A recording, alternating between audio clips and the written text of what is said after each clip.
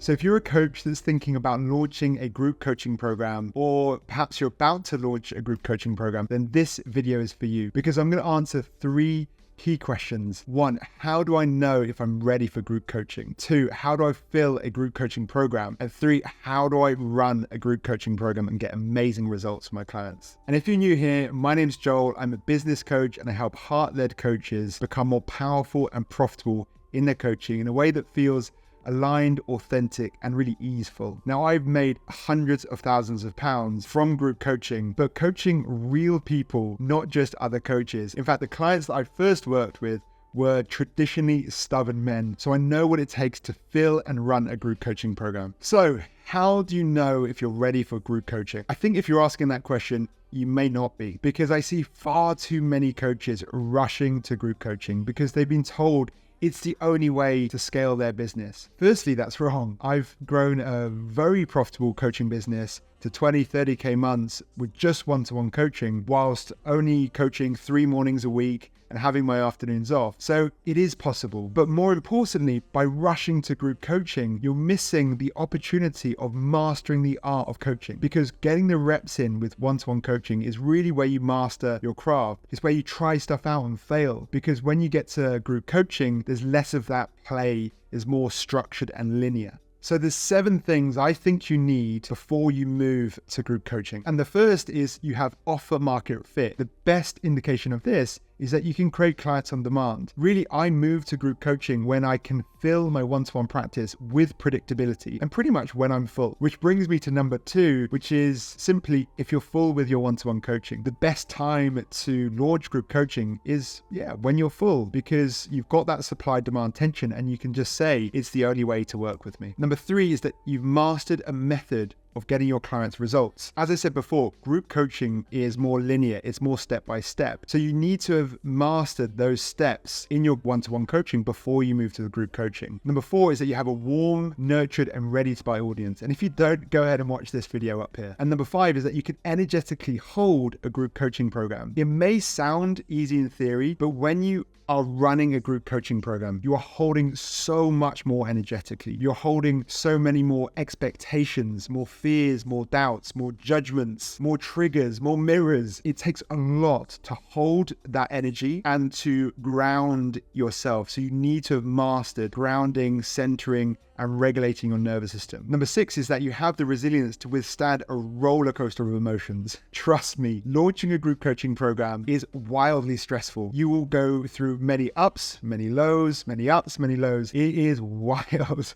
And at times you will want to give it. And if you don't have the resilience for that, that's cool, but maybe group coaching is not the right time for you. We're all in different seasons. And if that's not the season you're in, that's cool. The season will come. Number 7, you have a ton of testimonials to leverage. The simplest way to fill a group coaching program is to share all the amazing results that you got for your clients and simply share, if you want this, come join me. So the second big question, how do I fill a group coaching program? And number 1, make it a no-brainer. Any time I launch a new offer, I make it a no-brainer. And the way I do that is having a really clear, defined outcome. Now, this is especially true when selling a group coaching program, because when you're selling one-to-one, you are selling more time with you. You're selling the space that you create. With group coaching, people are buying a result and transformation. So you need to be really clear, and simple really sells here. The second is a really clear outcome to that dream outcome, which is why you need to have mastered it with your one-to-one coaching. That framework and methodology gives your audience certainty that you know how to get them from point A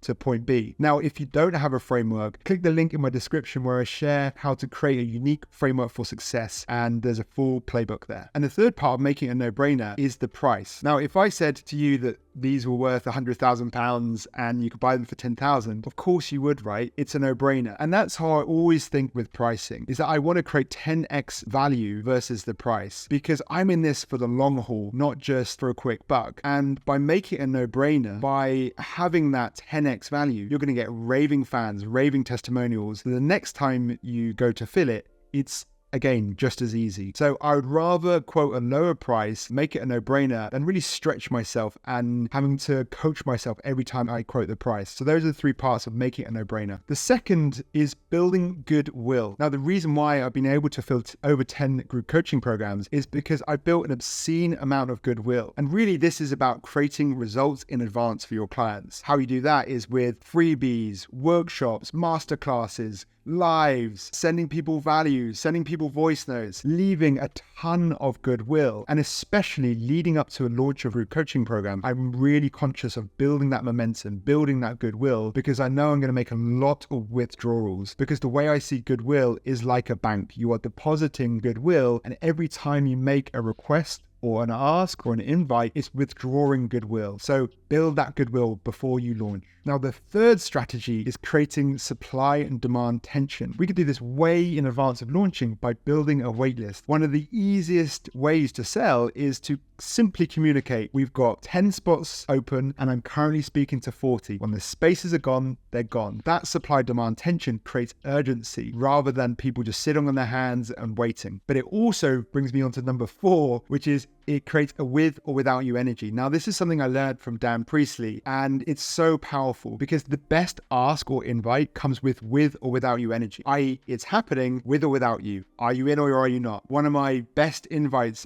simply says, I'm bringing together a group of highly ambitious men. That creates an idea of what's happening already. Highly ambitious men. I'm one of those. I want in. It creates a sense of FOMO that I need to be part of. That with or without you energy is so powerful. Number 5 is building momentum with an early bird offer. Now, momentum is such a wildly powerful force in business, and especially when launching a group coaching program. The worst thing that could happen with launching a group coaching program as you launch and crickets. There's no momentum. There's so much inertia, so much inner doubt, self-doubt. It's easy to get in the mind. So your biggest goal is to really create, again, more no-brainers for the first 3, 4, 5 clients. Build that momentum and get to a point where you're so certain that you're going to fill it. It's just who.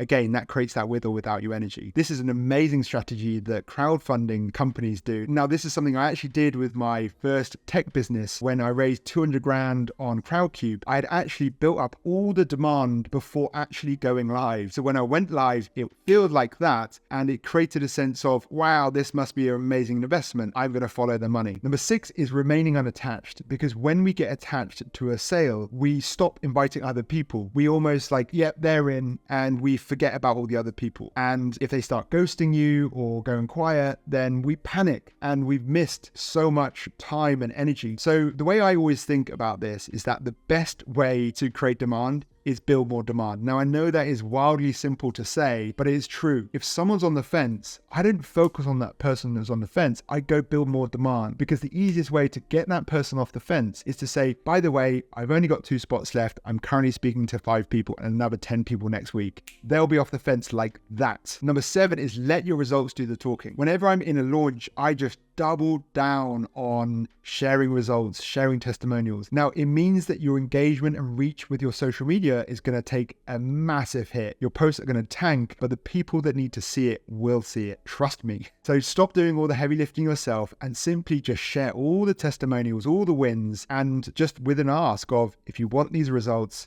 here are the details. And the bonus one is just being prolific. You cannot second guess yourself for a moment whenever you're filling a group coaching program. You have to be in it from minute 1 all the way till the time it starts. You have to be prolific, relentless, and not doubt yourself for 1 minute. Now, those moments will creep in. I've been there. I've had some dark moments, but for me, what helps is shaking, dancing, getting outside, exercise, reframing, and going again. You're going to be doing this multiple times in a launch. Trust me. So the third and final question is, how do I run a group coaching program? And there are 7 stages to this that I want to share. The first is stay 1 week ahead. Now, I've seen this happen so many times. Coaches want to launch a group coaching program, so they go create all the content, and it takes them months, and then they launch it and then no one buys it. Or they launch it and realize actually, this isn't the journey I should take them on. By staying 1 week ahead, it allows you to be super agile. I run my business by the principle of sell, then build. So the first time I run any group coaching program, I've only just mapped out the first week of content because I deeply trust my future self and I deeply trust my ability to figure it out. If you try and build it all up front, you're going to slow yourself down massively, and there may be a chance no one buys it. The second is knowing that I think there are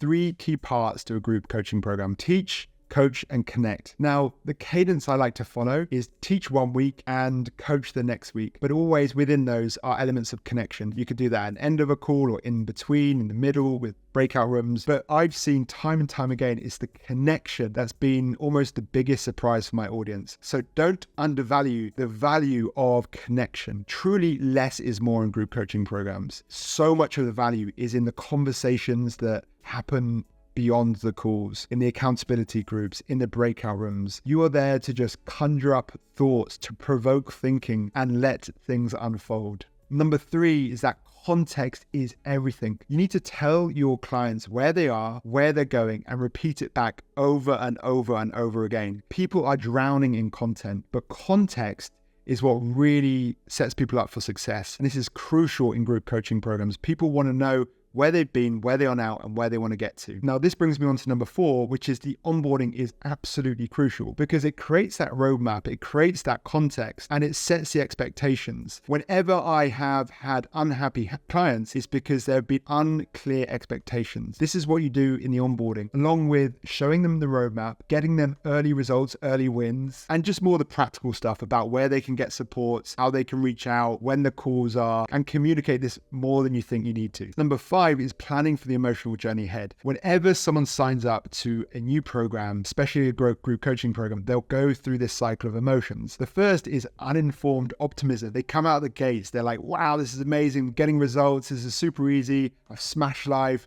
this is going to be me forever. But reality hits and they hit informed pessimism. But like, actually, this is quite hard. And this usually happens around week 4, week 6 of a group coaching program. And you want to really plan for that moment. But further still, they'll go further deep into pessimism until they get to valley of despair. And again, you need to really think about this. Spot the people that go quiet, spot the people that aren't coming to calls anymore, reach out to them, offer support, let them realize that this is just part of the journey. When they get through that, this is where the real transformation and breakthroughs happen. Because what will happen is they'll have informed optimism where they realize, yes, it's hard, but I can do hard. And if they continue, they're going to get success and fulfillment. So you can understand this journey and be there for them and help them prepare for each stage. Now, number 6 is a simple one in theory, but vital. And that is self-regulation. Holding energy of a group takes a lot of energy, emotions. You've got expectations, you've got doubt, you've got fear, you've got triggers, you've got mirrors, and you want to be able to regulate in that. So